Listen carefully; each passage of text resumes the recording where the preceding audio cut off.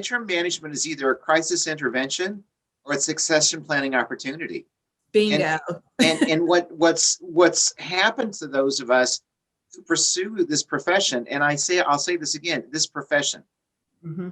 For those of us who have chosen this profession, we have to use language that talk about the evolutionary nature of succession and how important that is as part of the fiduciary responsibility to a not-for-profit organization.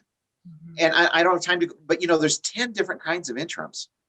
There are the interims who are going to be the first-time executive director. There's the interim who is a family leave person. There is court-appointed interims. We now have interims that we work with through the Los Angeles courts to be expert witnesses in cases that are involving nonprofits. The interim can become an expert witness.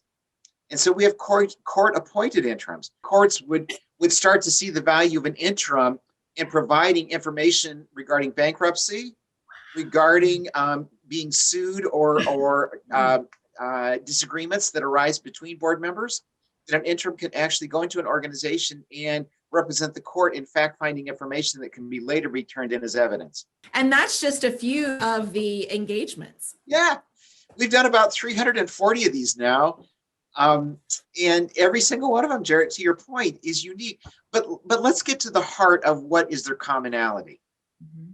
At the end of the day, whether it's a congregation, an association, a social justice organization, environment, health, what an interim does is they help to create a purposeful environment, which means let's get back to why we're here. Simon Sinek would say, start with the why. First tenet of interim leadership in any human-based endeavor is to get back to the why and use that for a purposeful compass of navigating your future. Mm-hmm. The second piece is it's methodical. Mm-hmm. And you had brought up the screen about the processes.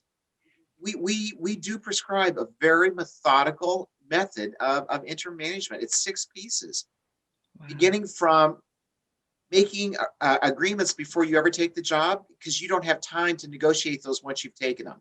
So you have to engage, you have to assess, you have to plan, you have to prepare for your successor, you have to pivot. That is all part of a interim process.